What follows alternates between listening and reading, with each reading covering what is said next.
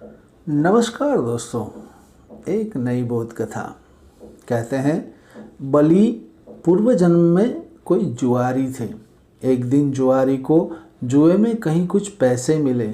उन पैसों की उसने एक बड़ी सुंदर माला खरीदी, भगवान के लिए नहीं, अपनी किसी प्रियतमा वेश्या के लिए।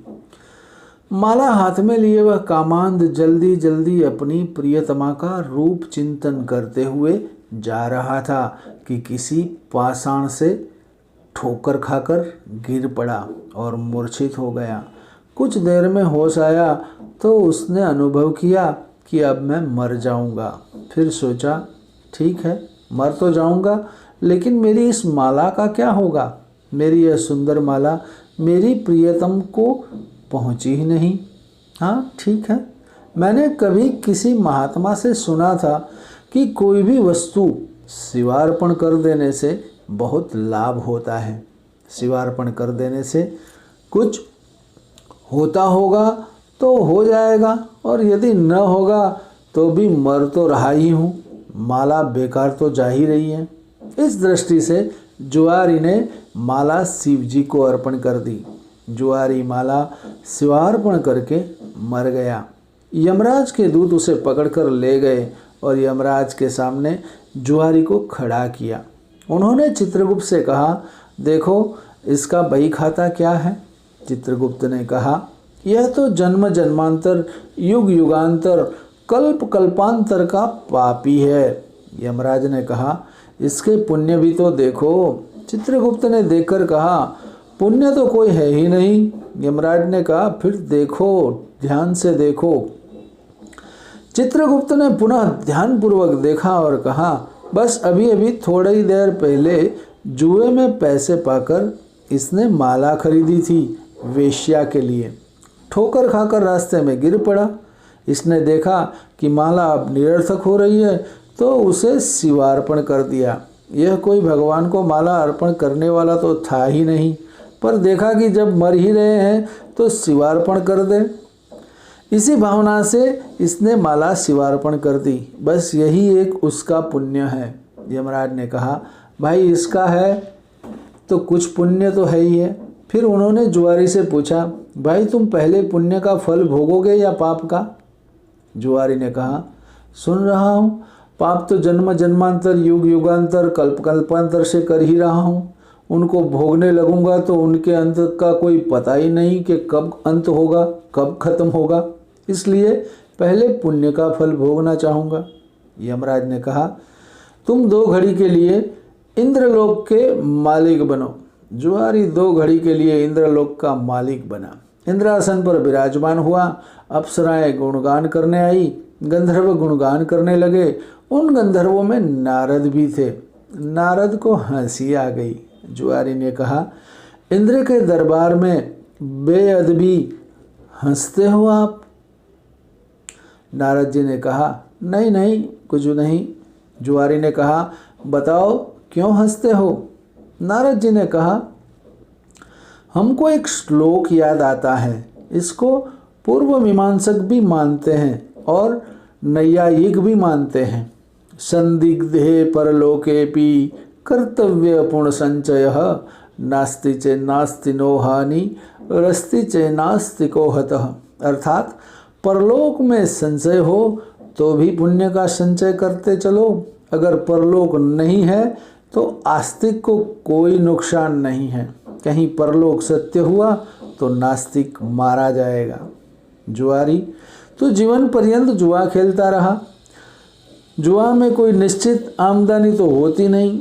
लग गया तो तीर, नहीं तो तुक्का। तूने यही सोचा कि शिवार्पण करने से कुछ होता होगा तो हो जाएगा, न होगा तो मर तो रहे ही है। माला तो बेकार जा ही रही है, शिव को ही अर्पण क्यों न कर दे। इस दृष्टि से तूने शिवार्पण किया और उसका परिणाम ये हुआ कि तू 2 घड़ी के लिए इंद्रलोक के स्वामी बन बैठे। इसलिए मुझे हंसी आ रही है। जुआरी सिंहासन से उतरा और नारद जी से कहा, गुरुदेव अब हमारे सारे इंद्रासन पर तुलसी रख देते हैं। इतना कहने के बाद उसने किसी ब्राह्मण को बुलाया और चिंतामणि का दान कर दिया। किसी ब्राह्मण को नंदनवन, किसी को ऐरावत और किसी को अमृत के कुंड दान कर दिए। इस प्रकार उस जुआरी ने संपूर्ण इंद्रलोक का ही दान कर दिया। इतने में 2 घड़ी बीत गई। इंद्र आए और बोले, हमारा ऐरावत हाथी कहाँ है? उत्तर मिला, जुआरी दान कर गया। इंद्र बोले, कामधेनु आदि कहाँ है? सब कुछ जुआरी ने दान दे डाला। उत्तर वही मिला।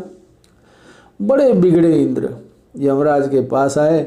यमराज भी जुआरी को डांटने लगे। जुआरी ने कहा, भैया हम जो करना था हमने कर लिया, अब आपको जो करना है वो कर लो। यमराज की जब आंखें खुली तब उन्होंने कहा कि अब यह नरक नहीं जाएगा, अब तो यह इंद्र ही होगा। जब नाजायज उद्देश्य से खरीदी हुई नाजायज पैसे की माला को संशय रहने पर भी शिवार्पण कर दिया, उसके फलस्वरूप 2 घड़ी के लिए इंद्र बना।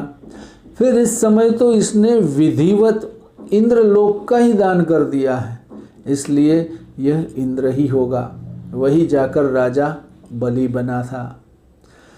इस कथा का अंतर्बोध यही है दोस्तों कि उस जुआरी ने माला भगवान को अर्पण कर दी थी। पत्र, पुष्प, फल, जल जो कुछ भी भगवान के लिए अर्पित कर दिया जाए वह अनंत गुणित होकर प्रतिफलित होता है। साथ में ये बड़ी ऊंची बात यह है कि जो अनात्मविद है वह अनात्मा के प्रलोभन में फंसकर स्वयं को नरक में भेजने में जरा भी हिचकिचाता नहीं। अर्थात अनात्मविद धन वैभव के लिए स्वयं को नरक में भी भेज सकता है। इसके विपरीत जो आत्मविद हैं वे जानते हैं कि स्वयं के कल्याण के लिए अनात्म पदार्थ को महत्व नहीं देना चाहिए, इसलिए किसी भी शर्त पर वे स्वयं को नरक में भेजना नहीं चाहते। अर्थात किसी भी विषय विलास में फंसकर, किसी भी ऐश्वर्य वैभव के प्रलोभन में आकर स्वयं को नरक में भेजने का उद्योग नहीं करते। आत्मविद था राजा बलि। उसने झूठ बोलकर अपने आप को पतित नहीं बनाया, बल्कि धन को और स्वयं को भी भगवान के प्रति समर्पित कर दिया। हर हालत में आत्मा के अभ्युदय और मोक्ष को चाहने वाले राजा बलि उत्कृष्ट कोटि के भक्त हुए।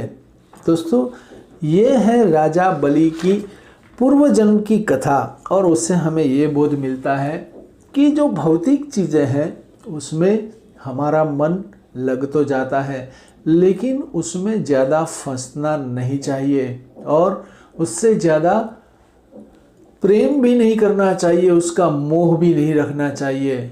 जो चीज़ जिसको ज़रूरी है अगर उस टाइम पे अगर उसको दान दिया जाए, या आप किसी को ज़रूरतमंद को कोई ऐसी चीज़ दे देते हैं तो वो आपका छोटा सा पुण्य कहलाता है। और एक छोटा सा पुण्य भी आपको कहाँ से कहाँ लेके जा सकता है।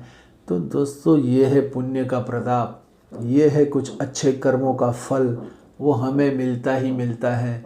ये थी राजा बलि की कहानी। ऐसी कुछ छोटी छोटी कहानी लेकर फिर से आपके सामने प्रस्तुत रहूँगा। तब तक मुझे आज्ञा दीजिए। नमस्कार। ओम नमः शिवाय। हरि ओम।